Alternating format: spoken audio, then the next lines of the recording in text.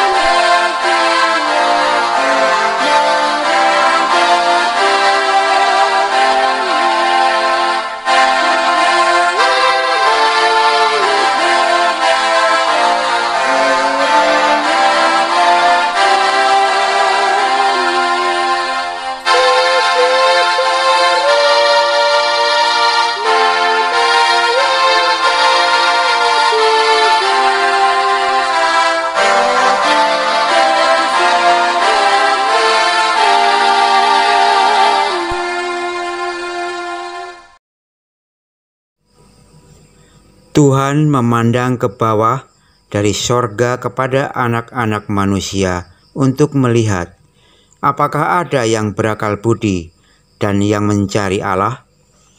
Mereka semua telah menyeleweng, semuanya telah bejat, tidak ada yang berbuat baik, seorang pun tidak.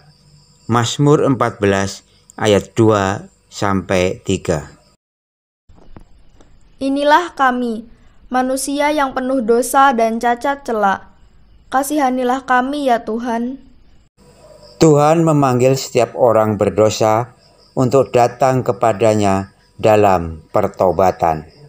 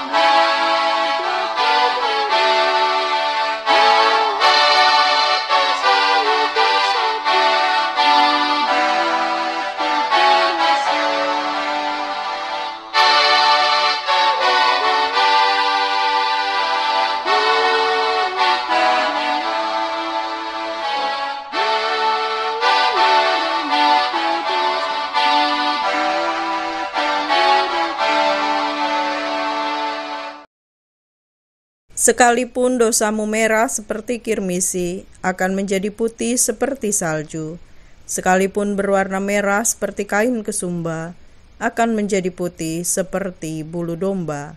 Yesaya 1 ayat 18. Demikianlah berita anugerah dari Tuhan. Puji dan syukur kepada Tuhan.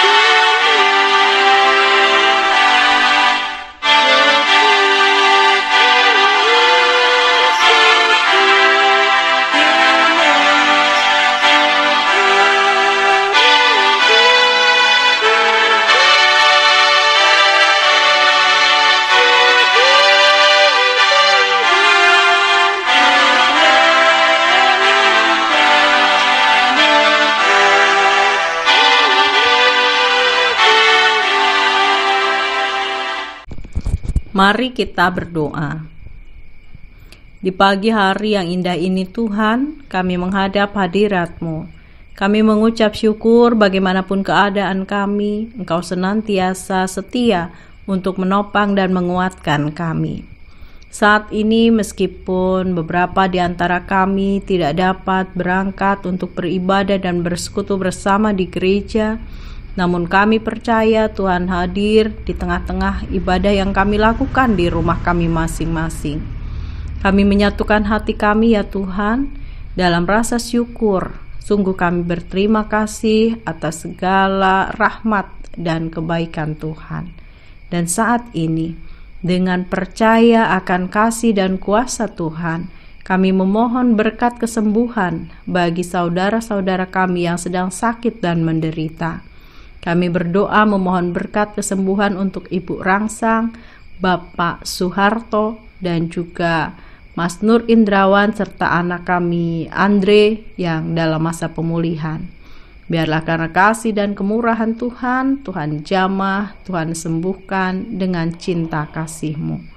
Saat ini Tuhan, kami juga membawa serta pergumulan-pergumulan kami dan juga apa yang dirasakan oleh saudara-saudara kami.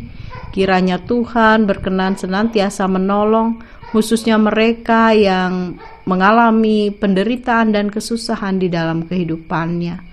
Biarlah iman mereka senantiasa dikuatkan. Biarlah Tuhan berkenan menerangi jalan-jalan mereka, menuntun mereka, memberikan jalan keluar terbaik bagi setiap persoalan yang dihadapi. Kami berdoa bagi anak-anak dan cucu-cucu kami. Kami berdoa bagi para orang tua kami. Kami berdoa bagi jemaat-Mu di GKJ Tengahan, di Pepan dan Tuking Gedong. Satu persatu Tuhan yang menjamah, Tuhan yang memberkati, Tuhan yang membimbing, sehingga kehidupan kami semua senantiasa berkenan di hadapan Tuhan. Demikian pula sanak saudara kami yang jauh dari kami, ada di perantauan, kiranya Tuhan juga memelihara dan memberkati kehidupan mereka. Dimanapun berada, kiranya damai dan kasih Kristus senantiasa mereka rasakan. Kami berdoa pagi hari ini bagi bangsa dan negara kami, bagi setiap pergumulan yang dihadapi bangsa ini. Engkau Maha mengetahui ya Tuhan, dan Engkau juga Allah yang Maha Kuasa. Hanya Engkau yang sanggup menolong bangsa kami. Tolonglah berkatilah agar bangsa kami dipulihkan, agar bangsa kami kembali boleh merasakan kehidupan yang tentram dan damai. Ketika kami satu sama lain saling menghargai, saling menjaga sebagai satu bangsa. Berkati para pemimpin kami, berkati dengan hikmat, kesehatan, dan kekuatan dari Tuhan. Dan berkati kami semua di sini. Ya Tuhan yang Maha Kasih, kami juga berdoa bagi gereja-gereja Tuhan. Kiranya Engkau terus menopang dan memberkati di dalam pelayanan yang dilakukan, dalam menghadapi berbagai tantangan dan pergumulan. Engkaulah satu-satunya andalan kami, karena Engkau adalah Raja kami, bahkan Engkau adalah Raja di atas segala raja. Biarlah Tuhan Engkau selalu berkarya dalam kehidupan jemaat-Mu, untuk mendatangkan kebaikan dan hormat kemuliaan bagi nama Tuhan. Ini doa kami, yang kesempurnaannya senantiasa kami mohon, di dalam nama Tuhan Yesus Kristus, Juru Selamat kami yang hidup. Terima kasih Tuhan. Amin. Saudara-saudaraku yang terkasih, marilah kita mengaturkan syukur kepada Tuhan dengan mengingat Mazmur 54 ayat yang ke-6. Dengan rela hati, aku akan mempersembahkan korban kepadamu. Bersyukur sebab nama-Mu baik ya Tuhan. Marilah kita menyanyikan Kidung Jemaat 450 bait 1 dan 3.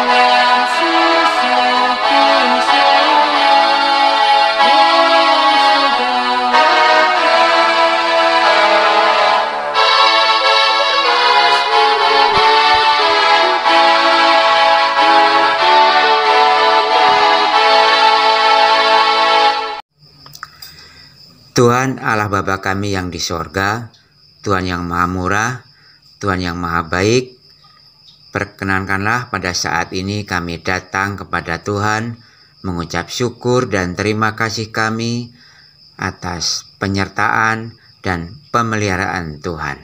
Terima kasih Tuhan telah memberikan berkat kesehatan, berkat kecukupan kepada kami. Saat ini kami datang kepada Tuhan mengaturkan persembahan sebagai wujud syukur kami atas segala berkat yang telah kami terima. Kiranya Tuhan berkati, Tuhan sucikan persembahan ini. Biarlah persembahan ini boleh menjadi sarana untuk memuji dan memuliakan nama Tuhan. Kami juga berdoa untuk saudara-saudara kami yang Tuhan pakai untuk mengelola persembahan ini. Tuhan berikan hikmat dan kebijaksanaan. Biarlah saudara-saudara kami ini boleh menjalankan tugas pelayanannya dengan baik. Kalau saat ini kami akan menerima sabdamu yang menjadi penerang bagi kehidupan kami. Buka hati dan pikiran kami Tuhan, agar kami boleh menerima dan melakukannya dalam kehidupan kami sehari-hari. Terima kasih Tuhan. Doa ini kami naikkan di dalam nama Tuhan Yesus Kristus, Juru Selamat kami yang hidup. Amin. Matius 25 ayat 31 sampai dengan 46. Apabila Anak Manusia datang dalam kemuliaannya, dan semua malaikat bersama-sama dengan Dia, maka Ia akan bersemayam di atas tahta kemuliaannya. Lalu semua bangsa akan dikumpulkan di hadapannya, dan Ia akan memisahkan mereka seorang daripada seorang, sama seperti gembala memisahkan domba dari kambing. Dan Ia akan menempatkan domba-domba di sebelah kanannya, dan kambing-kambing di sebelah kirinya. Dan raja itu akan berkata kepada mereka yang di sebelah kanannya, "Mari, hai kamu yang diberkati oleh Bapakku, terimalah kerajaan yang telah disediakan bagimu sejak dunia dijadikan. Sebab ketika aku lapar, kamu memberi aku makan. Ketika aku haus, kamu memberi aku minum. Ketika aku seorang asing, kamu memberi aku tumpangan. Ketika aku telanjang, kamu memberi aku pakaian. Ketika aku sakit, kamu melawat aku. Ketika aku di dalam penjara, kamu mengunjungi aku." Maka orang-orang benar itu akan menjawab Dia, katanya, "Tuhan, bila manakah kami melihat Engkau lapar dan kami memberi Engkau makan, atau haus dan kami memberi Engkau minum? Bila manakah kami melihat Engkau sebagai orang asing dan kami memberi Engkau tumpangan, atau telanjang dan kami memberi Engkau pakaian?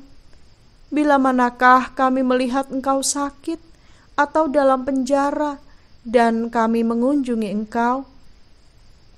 Dan raja itu akan menjawab mereka, "Aku berkata kepadamu, sesungguhnya segala sesuatu yang kamu lakukan untuk salah seorang dari saudaraku yang paling hina ini, kamu telah melakukannya untuk aku." Dan Ia akan berkata juga kepada mereka yang di sebelah kirinya, "Enyahlah dari hadapanku, hai kamu orang-orang terkutuk, enyahlah ke dalam api yang kekal yang telah sedia untuk iblis dan malaikat-malaikatnya. Sebab ketika aku lapar, kamu tidak memberi aku makan. Ketika aku haus, kamu tidak memberi aku minum. Ketika aku seorang asing, kamu tidak memberi aku tumpangan. Ketika aku telanjang, kamu tidak memberi aku pakaian. Ketika aku sakit dan dalam penjara, kamu tidak melawat aku." Lalu mereka pun akan menjawab Dia, katanya, "Tuhan, bila manakah kami melihat Engkau lapar, atau haus, atau sebagai orang asing, atau telanjang, atau sakit, atau dalam penjara dan kami tidak melayani engkau?" Maka ia akan menjawab mereka, "Aku berkata kepadamu, sesungguhnya segala sesuatu yang tidak kamu lakukan untuk salah seorang dari yang paling hina ini, kamu tidak melakukannya juga untuk aku." Dan mereka ini akan masuk ke tempat siksaan yang kekal, tetapi orang benar ke dalam hidup yang kekal. Demikian sabda Tuhan. Selamat pagi saudara-saudara yang dikasihi Tuhan. Apakah saudara pernah mendengar kata kiamat? Apa yang saudara bayangkan mengenai kiamat? Kiamat seringkali digambarkan sebagai akhir dari segala sesuatu. Hari yang dahsyat dan mengerikan, di mana langit runtuh dan bumi dihancurkan. Karena itu orang merasa takut dan ngeri membayangkan hari kiamat. Namun saudara, lepas dari semua gambaran itu, sebetulnya ada hal yang jauh lebih mengerikan dan menakutkan, yaitu bagaimana semua manusia akan dihakimi di hadapan Tuhan. Kiamat adalah hari penghakiman. Dalam kekristenan, kiamat adalah hari kedatangan Kristus yang kedua kalinya. Sebagaimana bacaan Alkitab hari ini menunjukkan apa yang akan terjadi saat kedatangan Tuhan Yesus yang kedua kali. Tuhan Yesus akan datang dalam kemuliaannya sebagai hakim dan raja atas semesta. Saat kedatangannya yang kedua itulah Tuhan Yesus akan menghakimi semua manusia, semua bangsa. Ayat 32 menyebutkan, "Lalu semua bangsa akan dikumpulkan di hadapannya, dan ia akan memisahkan mereka seorang daripada seorang." Inilah yang menjadi inti dari hari kiamat. Yang perlu dipikirkan bukan soal kehancuran dunia, tetapi soal penghakiman dunia. Sudah siapkah kita dihadapkan pada pengadilan Tuhan? Saudaraku, bila kita mencermati pengajaran Tuhan Yesus mengenai akhir zaman, sebagaimana tertulis dalam Matius 25, kita dapat mencatat beberapa poin penting. Pertama, dalam perumpamaan tentang gadis bijaksana dan gadis bodoh, Tuhan Yesus mengingatkan kita untuk berjaga-jaga, yaitu senantiasa memelihara dan menjaga iman kita tetap menyala hingga hari kedatangannya. Yang kedua, dalam perumpamaan tentang talenta, Tuhan Yesus mengingatkan agar kita menjalani hidup dengan bertanggung jawab, yaitu tidak menyia-nyiakan karunia dan talenta yang Tuhan percayakan pada kita. Dan yang ketiga, bagian yang kita baca hari ini, yaitu cerita mengenai penghakiman terakhir. Tuhan Yesus mengajarkan agar kita senantiasa mewujud nyatakan kasih kepada Allah melalui kasih dan perhatian kepada sesama yang membutuhkan. Saudara-saudaraku, iman Kristen bukanlah iman yang egois, bukan iman yang hanya mengurusi kepentinganku dengan Tuhanku. Akhir-akhir ini semakin sering kita melihat perwujudan iman yang egois, iman yang disalah mengerti sehingga hanya melahirkan kebencian dan caci maki. Iman kita bukan iman yang demikian. Tuhan Yesus mengajarkan agar kita mengasihi Tuhan dan sesama. Keduanya tidak bisa dipisahkan, seperti dua sisi dari satu mata uang. Karena itu, iman menjadi sesuatu yang bernilai manakala memiliki keduanya. Lihat saja uang yang kita miliki, entah itu uang logam atau itu uang kertas, pasti memiliki dua sisi yang berbeda. Kalau uang saudara hanya memiliki satu sisi saja, dapat dipastikan bahwa uang itu palsu dan tidak akan laku. Hari ini kita merayakan Minggu Kristus Raja Semesta. Dalam minggu ini kita menghayati kedudukan Kristus sebagai penguasa atas alam semesta. Hal ini ditunjukkan melalui bacaan kita. Apabila Anak Manusia datang dalam kemuliaannya, dan semua malaikat bersama-sama dengan Dia. Maka Ia akan bersemayam di atas tahta kemuliaannya. Lalu semua bangsa akan dikumpulkan di hadapannya. Ayat 31 dan 32. Namun ada hal yang sangat menarik. Penguasa semesta itu justru berkenan mengidentikan dirinya dengan orang-orang yang dianggap rendah dan lemah. Mari kita perhatikan ketika Tuhan Yesus mengatakan bahwa sesungguhnya segala sesuatu yang kamu lakukan untuk salah seorang dari saudaraku yang paling hina ini, kamu telah melakukannya untuk aku. Ayat 40. Penguasa semesta itu mau menganggap orang-orang yang hina sebagai saudaranya. Bukan hanya itu, Ia juga berkenan menempatkan dirinya pada posisi mereka, sehingga Ia turut merasakan apa yang dialami dan dirasakan oleh orang-orang tersebut. Ia berkenan turut merasakan lapar, sakit, dan penderitaan yang mereka rasakan. Maka apa yang dilakukan seseorang terhadap orang-orang lemah dan menderita itu dirasakannya sebagai perlakuan terhadapnya juga. Saudara-saudaraku, bila Kristus adalah Raja atas semesta, berkenan memperhatikan orang-orang rendah dan lemah, masakan kita mau terus menjalani kehidupan yang egois? Sudah saatnya kita meninggalkan keegoisan kita. Ingatlah, Tuhan Yesus hadir melalui orang-orang di sekitar kita, dan Ia ingin melihat apa yang kita lakukan terhadapnya. Karena itu Tuhan Yesus menghendaki kita melakukan yang terbaik dalam hidup ini. Gusti Allah boten sare.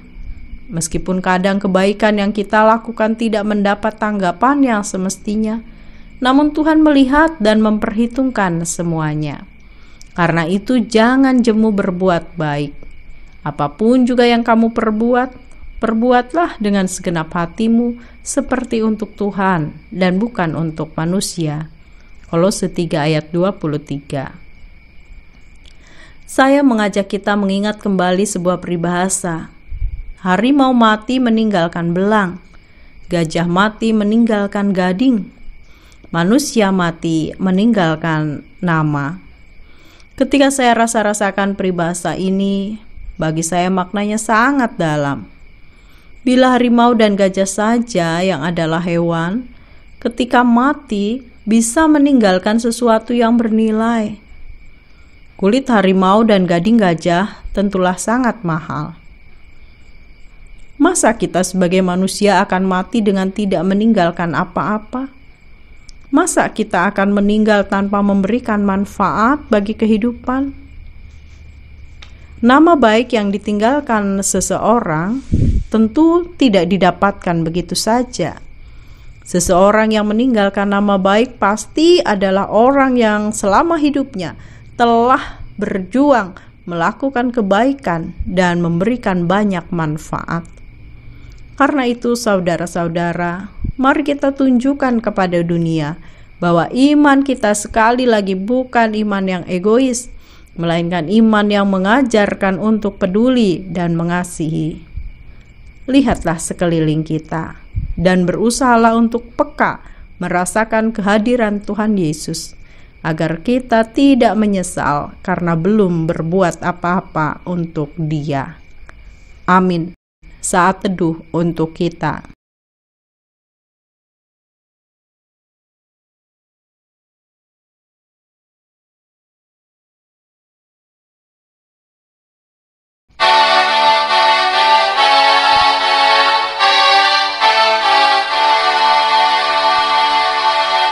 Segala